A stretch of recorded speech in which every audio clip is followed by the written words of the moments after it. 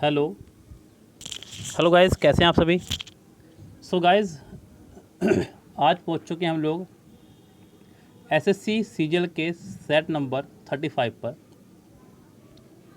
2018 के ये सेट चल रहे हैं आपके, और इसके बाद शायद एक सेट आपका और बच जाएगा प्री का। यस, क्योंकि उसके बाद फिर आपके मेंस के सेट हो जाने हैं शुरू। ये आपका प्री का एक सेट और बच रहा है। 37 से शायद आपका मेंस का सेट शुरू हो जाएगा, सीजीएल ग्रेजुएट लेवल। ये आपका टीयर 2 जी। आपका सिर्फ इसके बाद एक सेट और हो जाना है 36 प्री का। उसके बाद मेंस के आपके सेट शुरू हो जाएंगे। सो इसलिए अपनी कमर और कस लीजिएगा और तैयारी करने के लिए, बिकॉज अब थोड़ा सा टारगेट आपका बढ़ने वाला है। कल शाम की वीडियो से थोड़ी वीडियो लंबी हो जाएंगी और थोड़ा सा काम आपका और बढ़ जाएगा। आज हम लोग जो बात करेंगे वो है आपका set number 35 SSC CGL pre test. पहला क्वेश्चन देखिए, कह रहा है कि how long you are living in this city, यानी कि तुम इस शहर में कब से रह रहे हो। कुछ इस तरह से पूछ रहा है। हाउ लॉन्ग सेंटेंस में उसने इस्तेमाल किया हाउ लॉन्ग का। हाउ लॉन्ग आपका पीरियड ऑफ टाइम को शो कर रहा है। यस, कोई फिक्स टाइम नहीं है, लेकिन शो ये टाइम को ही कर रहा है, पीरियड ऑफ टाइम को ही। सो जब सेंटेंस में इनडायरेक्ट या डायरेक्ट आपका टाइम दिया हो तो आप उस सेंटेंस में प्रेजेंट परफेक्ट कंटिन्यूअस यानी कि has been, have been, had been में से कोई भी एक प्लस आईएनजी लगाएंगे। यस, या फिर आप सेंटेंस को सिर्फ प्रेजेंट परफेक्ट बना सकते हैं। क्या बना सकते हैं? प्रेजेंट परफेक्ट भी। अगर आपको दिख रहा है कि सेंटेंस में समय की बात कहीं ना कहीं हो रही है तो इस सेंटेंस में समय को लेकर के डिस्कस हो रहा है। उसने कहा है how long are you living this city. Sentence कुछ इस तरह होना चाहिए था, how long have you been living this city. क्या तो इस तरह से, वो ऑप्शन में आपके पास कहीं है नहीं, क्योंकि ये है आपका सेंटेंस इम्प्रूवमेंट का एक सेंटेंस। सेंटेंस इम्प्रूवमेंट के सेंटेंस में क्या होता है कि आपके पास होते हैं 4 ऑप्शन। आपको उन्हीं 4 ऑप्शन में से कोई एक चुनना होगा, चूज़ करना होगा। तो मैं आपको बता चुका हूँ, या तो बनेगा आपका ये perfect continuous sentence, has been, have been, had been plus NG लगाए, या फिर आप इसको बनाए प्रेजेंट परफेक्ट। प्रेजेंट परफेक्ट से मतलब हैज़, हैव प्लस वर्ब की थर्ड फॉर्म लगाएं। ऐसा क्यों हुआ ये भी बताऊंगा मैं आपको। इस सेंटेंस में फिलहाल इसका आंसर हो जाएगा D, correct. How long have you lived in this city. ऐसा क्यों हुआ और ऐसा कब होता है ये भी देख लीजिएगा, बिकॉज ऐसे तो आप कंफ्यूज हो जाएंगे अगर यहाँ दोनों ऑप्शन होते तो। यस, हो सकता है मन में सवाल आपके आ रहा हो, नहीं आ रहा है तो मैंने डाल दिया। यस, बिल्कुल बेफिक्र रहिए। डाउट भी आपके साथ साथ हम लोग खड़े करते रहेंगे और उसका सलूशन भी आपको देते रहेंगे। देखिए, मैंने कहा I have been to Mumbai many times. मैं मुंबई कई बार गया हूँ। सेंटेंस कुछ इस तरह से उसने इस्तेमाल किया आपके सामने। अब इस सेंटेंस में अगर मैं गौर करूँ तो इस सेंटेंस में वर्ब के बाद आपको ऑब्जेक्ट आया ही नहीं है।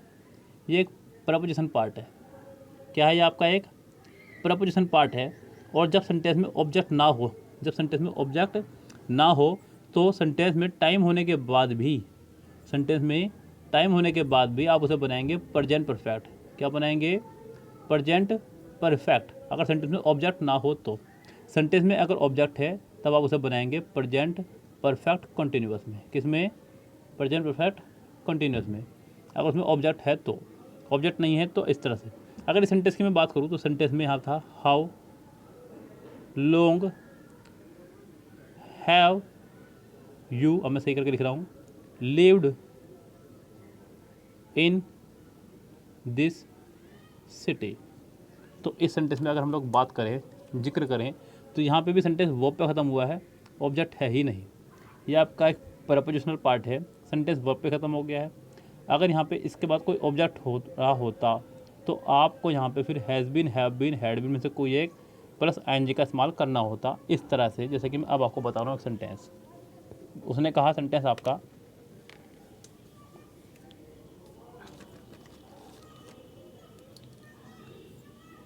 आई have been living in this city for 5 years। So यहाँ पे इस सेंटेंस में एक ऑब्जेक्ट आया, जैसे कि आई हैव बीन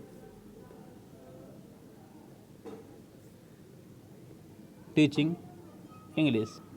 इस सेंटेंस में भी आपका एक ऑब्जेक्ट आया है फॉर 12 years। तो सेंटेंस में एक ऑब्जेक्ट है, आपने सेंटेंस को बनाया हैव बीन प्लस आईएनजी में। अगर सेंटेंस में ऑब्जेक्ट ना हो तब आप सेंटेंस को बनाएंगे सिंपल प्रेजेंट परफेक्ट में। ये रहता है आपका रूल। सो उम्मीद करता हूँ आपको ये सेंटेंस खूब अच्छे समझ में आ गया होगा। आगे बढ़ते हैं सेंटेंस में। सेंटेंस नंबर नेक्स्ट है, आपको बताना है इसका करेक्ट पैसिव क्या होगा। सेंटेंस में उसने लगाया आपका विल प्लस फर्स्ट फॉर्म। क्या लगाया उसने? विल प्लस वर्ब की फर्स्ट फॉर्म। आपको बनाना है पैसिव, तो आप बनाएंगे will be plus third form. क्या बनाएंगे? Will be plus third form. कितनों में है जरा फटाफट से देख लीजिए। पहले में नहीं है, कम से कम पहले में आर लगाया। सेकंड में नहीं है, सेकंड में हैव बीन लगाया। थर्ड में विल बी है और डी में नहीं है, डी भी बाहर। इसका आंसर हो जाएगा सिर्फ और सिर्फ सी। सेकंड का सी इसका करेक्ट आंसर हो जाएगा। नेक्स्ट देखिए, लाइबल टू ब्रेक इजली, जिसको आसानी से तोड़ा जा सके, जिसको आसानी से तोड़ा जा सके। पहला है आपका ब्रिटल। ब्रिटल का मतलब होता है कुरकुरा। क्या होता है ब्रिटल का मतलब? कुरकुरा, यानी कि जिसको आप आराम से तोड़ सकें। सॉफ्ट मतलब बहुत सॉफ्ट होना किसी चीज़ का, छूने से जो सॉफ्ट लगे। बैड मतलब मुड़ा होना या झुका होना, और थिन मतलब पतला। तो इसका आंसर हो जाएगा पहला ही, ब्रिटल। ब्रिटल मतलब कुरकुरा। नेक्स्ट देखिए, नेक्स्ट वर्ड है आपका इंसल्ट। इंसल्ट आपको पता ही होगा मीनिंग इसका, किसी की बेइज्जती कर देना, इंसल्ट कर देना किसी की।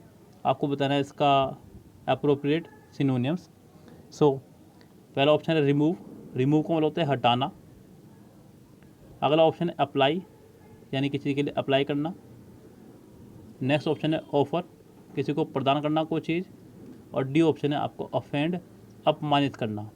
इंसल्ट करना, अपमानित करना, बात एक ही है। तो इसका सिनोनिम्स हो जाएगा आपका ऑफेंड, यानी कि इसका आंसर हो जाएगा आपका फिलहाल डी। फिफ्थ सेंटेंस में चलते हैं। I am quite satisfied that I have not been dash in doing whatever was needful for building up their character. I am quite satisfied that I have not been dash negligent, devoted, caring, affectionate। Vocabulary based है।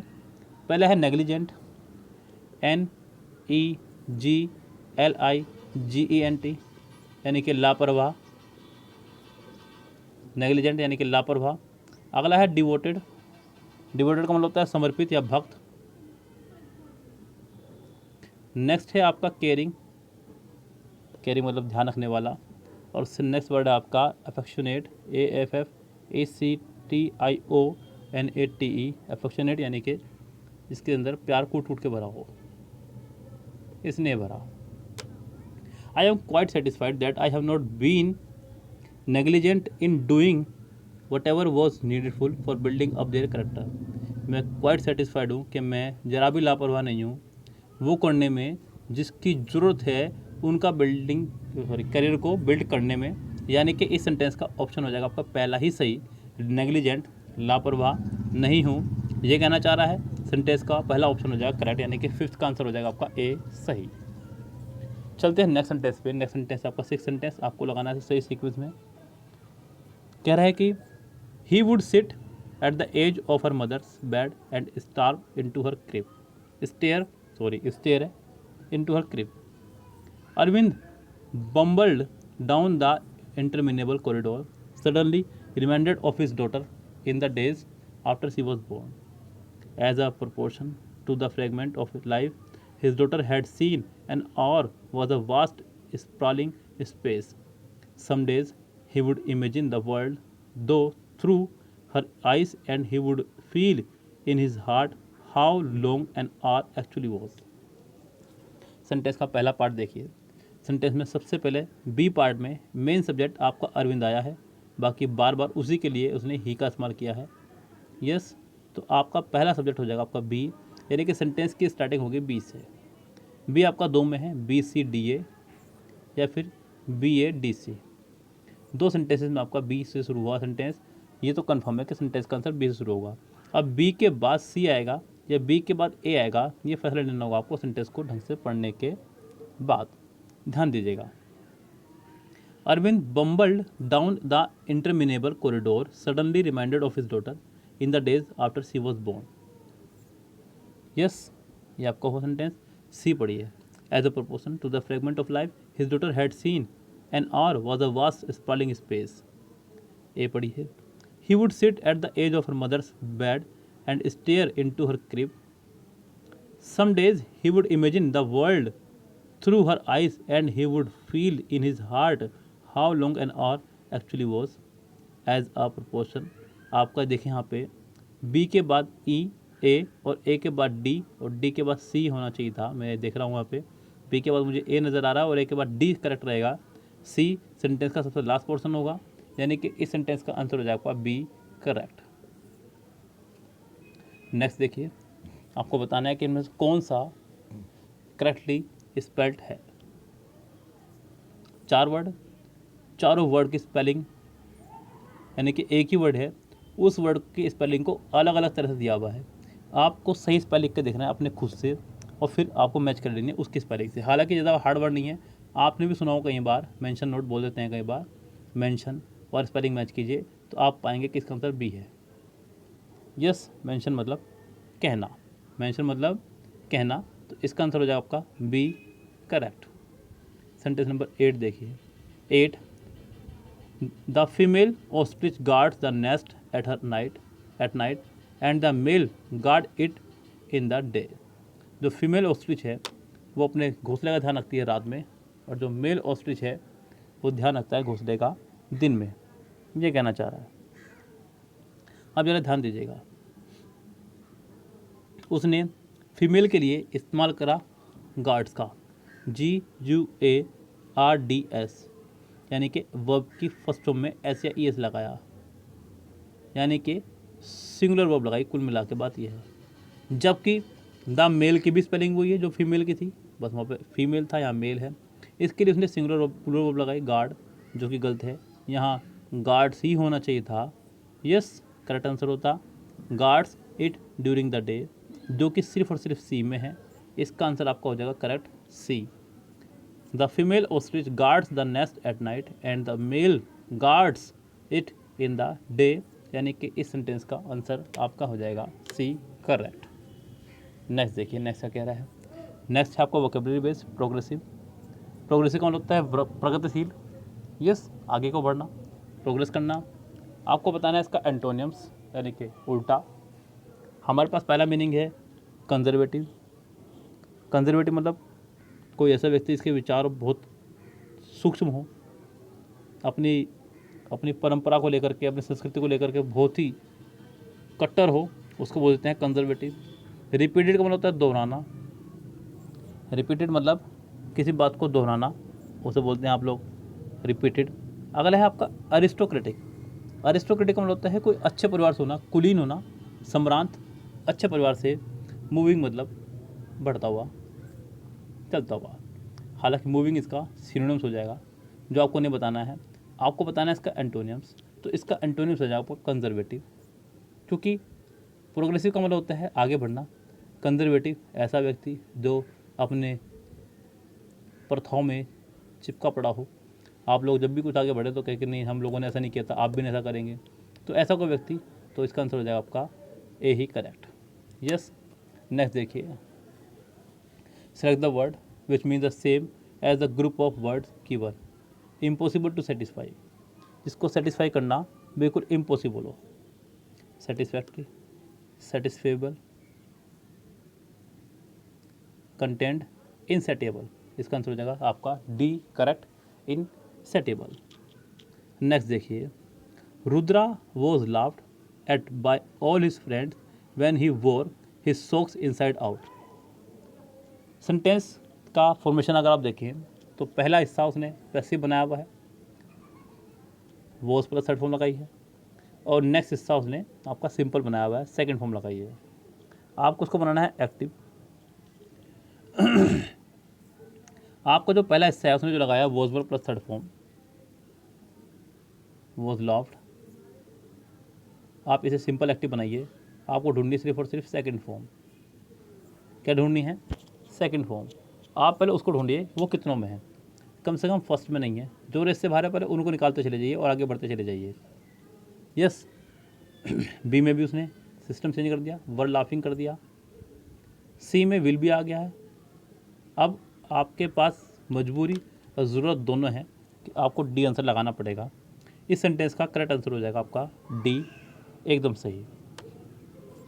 चलते हैं next sentence पे, sentence number 11। Today dash society is literally poisoning the earth which acid rain with acid rain, sorry, today. अब यहाँ पे आपको देखना है कि कौन सा वर्ड सही रहेगा। पहला वर्ड है कॉस्मोपॉलिटन। कॉस्मोपॉलिटन का मतलब होता है पूरे सामाजिक स्तर पर, वैश्विक स्तर पर। अगला है डेवलपिंग। ग्रोविंग मतलब आगे बढ़ना, डेवलपिंग का मतलब भी सेम ही है, आगे बढ़ना ही। इंडस्ट्रियलाइज यानी कि औद्योगिक। Today industrialise society is literally poisoning the earth with acid rain. तो ये औद्योगिकरण जो हो रहा है ज़्यादा, लगातार फैक्ट्रीज खुलती जा रही हैं, फैक्ट्री से निकलने वाली गंदगी नदियों में, नालों में, खेतों में जा रही है। सो इस तरह से जो है ये एसिड रेन का कारण बन रही है हमारी अर्थ पे। सो इस सेंटेंस का आंसर हो जाएगा पर D, correct, industrialise. Yes, 12th का डी आंसर हो जाएगा। नेक्स्ट देखिए, नेक्स्ट है आपका एक ईडियम। ईडियम है आपका ब्लैक एंड वाइट। क्या है आपका? इन ब्लैक एंड वाइट। देखिए ये आपका है एक बोर्ड वाइट कलर का और इस पे लिख रहा हूँ मैं ब्लैक कलर से। यस लिख रहा हूँ, तो इसका मीनिंग भी ये हो जाएगा आपका इन ब्लैक एंड वाइट, लिखित रूप में। क्या हो जाएगा आपका? लिखित रूप में। Painted in colour, printed in colour ink, written on the black board, in writing. इसका आंसर हो जाएगा डी, इन राइटिंग, यानी कि लिखित रूप में। यस आगे बढ़िए। In the sentence identify the segment which contains the grammatically error. आपको बताना है कि किस पार्ट में है grammatically error. Although they are more than 100 known elements, they rarely occur at a pure state. हालांकि लगभग 100 से ज़्यादा एलिमेंट हैं, लेकिन उनमें से कुछ ही जो है प्योर स्टेट में अवेलेबल हैं। स्टेट मतलब अपने रूप में, स्टेट का मतलब यहाँ राज्य से नहीं है। आपको बताना है कि सेंटेंस के किस पार्ट में है मिस्टेक। देखिए सबसे पहले हम बात करेंगे शुरू से ही देयर के बाद की। मैंने आपको कल भी जो रात से डाला था बड़े अच्छे समझाया था देयर के बाद का रूल। अब मैं आपको वो चीज़ अच्छे से नहीं समझाऊंगा बिकॉज मैंने कल वो अच्छे से समझा दी थी आपको। देयर के बाद आने वाली वर्ब देयर के बाद वाले सब्जेक्ट पर डिपेंड करती है, जो कि आपका मोर than 100। Yes, more than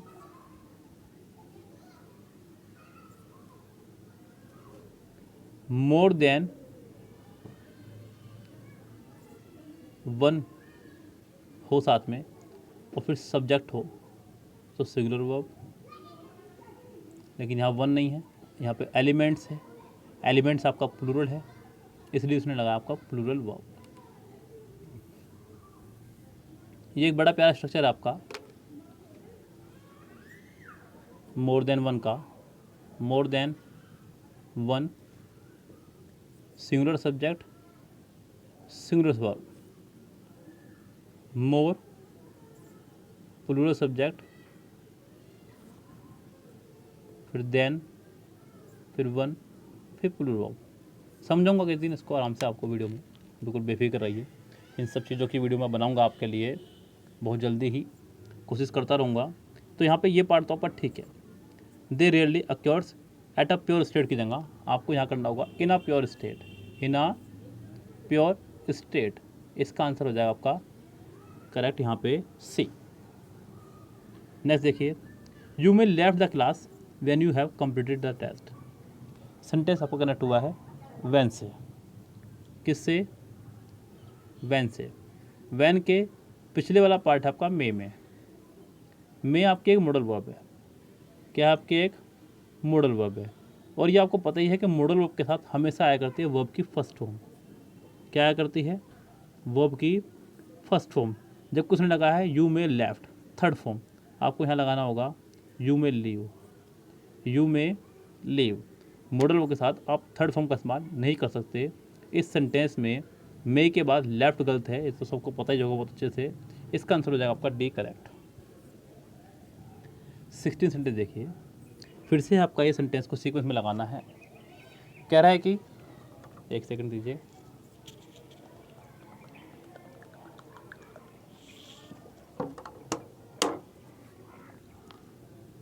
it is a popular tourist spot for watching the sunset and sunrise over the ocean. Kanyakumari is a coastal town in the state of Tamil Nadu on India's southern tip. It is also a noted pilgrimage site thanks to its Bhagwati Amman temple and Our Lady of Ransom Church, a center of Indian Catholicism. Jutting out into the Laccadive Sea, the town was known as Cape Comorin during the British rule. Sentence में फिर से वही बात, यहाँ पे main subject दिख रहा है आपको कन्याकुमारी। सेंटेंस का जो मेन पार्ट होगा वो आपको कन्याकुमारी होगा, क्लियर दिख रहा है आपको यहाँ पे। तो यानी कि बी सेंटेंस स्टार्ट होगा आपका बी से। बी से स्टार्ट हो रहे हैं दो, बी के बाद डी या फिर बी के बाद सी। आपको सिर्फ ये देखना है कि बी के बाद डी आएगा या बी के बाद सी आएगा। देखते हैं। It is a popular, C देखिए पहले, it is also a noted pilgrimage site. It is a popular tourist spot for watching the sunset and sunrise over the ocean. It is also a noted pilgrimage site thanks to, तो भी कहना चाह रहा है। उसके बाद में आपका जूटिंग आउट इनटू द, जो भी उसने कहा यहाँ पे सेंटेंस में, आपका जो करेक्ट आंसर होगा बी के बाद डी आएगा, बिकॉज ए और सी एक साथ आएंगे, क्योंकि कह रहा है कि it is a popular tourist spot for watching the sunset and sunrise over the ocean. It is also noted pilgrimage site, यहाँ पे ऑल्सो आया बाद में इट के साथ में, तो यानी कि पहले किसी चीज़ का जिक्र हो चुका होगा तो ही जिक्र करते हैं आप लोग ऑल्सो का भी। यस, ए सी इकट्ठे आएंगे, बी डी इकट्ठे, इसका आंसर हो जाएगा आपका C correct, B D A C, B D A C, यानी कि सी इसका ऑप्शन हो जाएगा।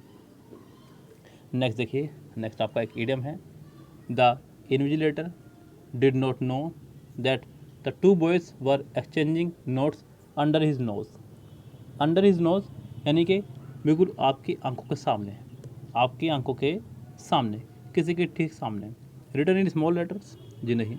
Rolled into small pellets, wrapped in handkerchief right in front of him, यानी कि इसका आंसर हो जाएगा 17 का डी करेक्ट। हॉस्टिलिटी, घोर शत्रुता, हॉस्टिलिटी घोर शत्रुता, आपको बताना है इसका प्रॉपर सिनोनिम्स। पहले है एनमाइटी, शत्रुता, दिख ही रहा है आपको, आंसर आ चुका आपके सामने। सिंपैथी, सहानुभूति। गुडविल, किसी की अच्छी पहचान होना, जान पहचान होना। फ्रेंडशिप, मित्रता, तो इसका आंसर हो जाएगा पहला ही करेक्ट, एनिमिटी, यानी कि दुश्मनी। नेक्स्ट है 19, पब्लिक, किसी चीज़ को सबके सामने लाना, पब्लिक करना। कॉमन, रेडी, प्राइवेट, रिस्ट्रिक्टेड, इसका आंसर हो जाएगा सी, प्राइवेट करना।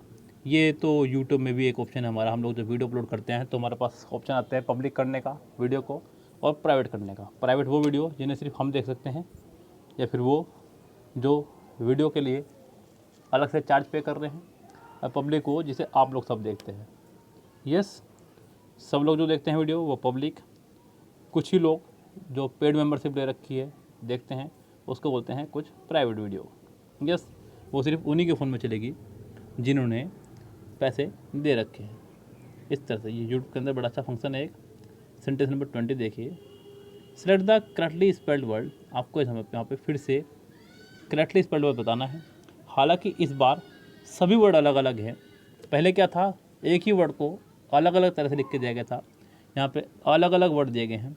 पहला वर्ड आपका स्वेटर, SWEATTER जो उसने दिया, जबकि यहाँ पे TT दो बार नहीं आएगा, सिर्फ एक ही बार आएगा। स्वेटर की स्पेलिंग होती है आपकी SWEATER, यानी कि आपका जो दिया हुआ है ये गलत है। अगला देखिए बी ऑप्शन आपका SCISSORS, ये मैंने सही लिखा है तो इसका ये सही है। अगला है आपका क्लटरिंग, CLUTTERING, TTERING, क्लटरिंग, कूड़ा फैलाना, उसका ये भी गलत है, उसका गलत है, हमारा सही है। अगला है आपका टेरिबल, TERRIBLE, टेरिबल, तो उसका ये भी गलत है, उसका आंसर हो जाएगा सिर्फ और सिर्फ बी। यस, सो 20 क्वेश्चन का आंसर हो जाएगा आपका बी, करेक्ट। ये था आपका आज का सेट नंबर 35। हाँ, अभी हमारे पास बहुत सारा काम हो चुका है क्लोज टेस्ट का, 3 सेट के क्लोज टेस्ट रह रहे हैं मेरे पास। कल मैं क्या करने वाला हूँ, क्योंकि अभी इसका लास्ट सेट रह गया 36, फिर 37 से मेंस के सेट स्टार्ट हो जाएंगे। कल शाम मेंस का सेट ना स्टार्ट करके मैं सोच रहा हूँ कि शाम 8 बजे वाले बैच में इन चारों के सिर्फ और सिर्फ क्लोज टेस्ट तार दूँ, 32 का, 33 का, 34 का, 35 का और 36 का। ये सही अच्छा प्लान रहेगा। परसों से आपका मेंस स्टार्ट हो जाएगा। यस, ये बेस्ट प्लान है। कल शाम वाली वीडियो में मैं आपको चारों सेट के क्लोज टेस्ट दे दूँगा इकट्ठे ही, लेकिन आप लोग देख लिया करें। आप लोग क्लोज टेस्ट बिल्कुल हल्के में ले रहे हैं, आप देख ही नहीं रहे हैं। या तो ऐसा है कि आपको क्लोज टेस्ट बहुत अच्छे से आता है, सिंपल सी बात है, या तो इसका ये मतलब है, या फिर हम लोग अच्छे से नहीं पढ़ा रहे हैं, दूसरा मतलब इसका ये हुआ। यस, ये आपको ज़रूरत नहीं है, हो सकता है आपने सब कुछ अच्छे से कर लिया हो, ज़रूरत नहीं है आपको। ऐसा भी हो सकता है आप लोगों के लिए मैंने परसों भी क्लोज टेस्ट डाला, आप लोगों ने वीडियो नहीं देखी क्लोज टेस्ट वाली, उस हिसाब से नहीं देखी लोगों ने, तो हम लोगों की मेहनत, ऐसा लगता है कि हमारी मेहनत जाया जा रही है, बेकार जा रही है बिल्कुल। हम लोग जितनी कोशिश कर रहे हैं आपके लिए वो सब बेकार जा रही है। ऐसा ना करें भाई। और साथ ही साथ हमारा नया चैनल जो है उसको भी सब्सक्राइब कर लीजिए, बिकॉज उस पर भी कल क्लोज टेस्ट की एक वीडियो आएगी। ये भी मैं आपको सूचना दे दूँ पहले यहीं पे ही, इसी वीडियो के डिस्क्रिप्शन में आप जाएंगे, वहाँ लिखा होगा हमारा नया यूट्यूब चैनल सब्सक्राइब करें। उस चैनल पे भी कल क्लोज टेस्ट की एक वीडियो आने वाली है, इसलिए उसको भी सब्सक्राइब कर लीजिएगा चैनल को, वहाँ से भी आपको कुछ ना कुछ मिलता ही रहेगा। यस, चैनल सब्सक्राइब कर लीजिएगा, आप ही के लिए बनाया है चैनल दूसरा, मैं बेवकूफ़ नहीं, आपको 2 जगह मेहनत करा रहा हूँ। कुछ कारण है उसके पीछे, वो आपको बताऊँगा किसी समय आने पर। क्लोज टेस्ट का वहाँ पे भी वीडियो डलेगी और यहाँ पे वीडियो डलेगी। वहाँ का क्लोज टेस्ट अलग होगा, यहाँ का क्लोज टेस्ट अलग होगा, वीडियो दोनों में अलग नहीं सेम नहीं डल रही हैं। वहाँ 2016 का सेट करा रहा हूँ, यहाँ पे 2018 सेट करा रहा हूँ, इसलिए कह रहा हूँ जो लोग हमसे जुड़े हुए हैं वो चैनल सब्सक्राइब कर ले, हमारे इसी वीडियो के डिस्क्रिप्शन लिंक में जा करके आप लोग सब्सक्राइब कर सकते हैं। फिलहाल चलते हैं, लेते हैं आपसे विदा, मिलेंगे आपसे नेक्स्ट वीडियो के साथ में। Have a nice day, see you tomorrow, शब खैर, गुड नाइट।